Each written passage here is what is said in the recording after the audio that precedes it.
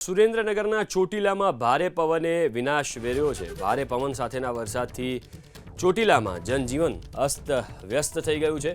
પીપળિયા, ઝીંઝુણા અને શિરોડા સહિતના ગામમાં વરસાદ, ધ્રાંગધ્રા, મૂળી, થાનગઢમાં પણ ધોધમાર વરસાદ વરસ્યો। અનેક જગ્યાએથી આવા દ્રશ્યો આવી રહ્યા છે કે જ્યાં ભારે પવનને કારણે નુકસાન થયું હોય। આ ચોટીલાના દ્રશ્યો છે જ્યાં વરસાદથી જનજીવન પ્રભાવિત થયું છે।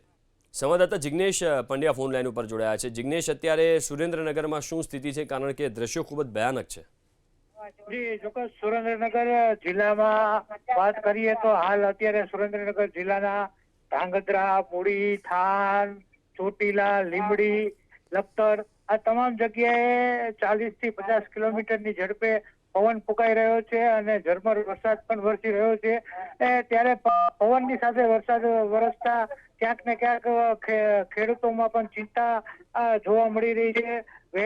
આજે વહેલી સવારથી જ વાતાવરણ પલટાયું હતું અને બપોરે વાતાવરણ ચોખ્ખું થઈ ગયું હતું, પરંતુ સાંજે 5 વાગ્યા પછી પાછું વાતાવરણ પલટાયું છે અને તેના કારણે સમગ્ર જિલ્લામાં ધોધમાર વરસાદ અમુક જગ્યાએ પડી રહ્યો છે, ત્યારે અમુક જગ્યાએ છૂટો છવાયો વરસાદ પડી રહ્યો છે।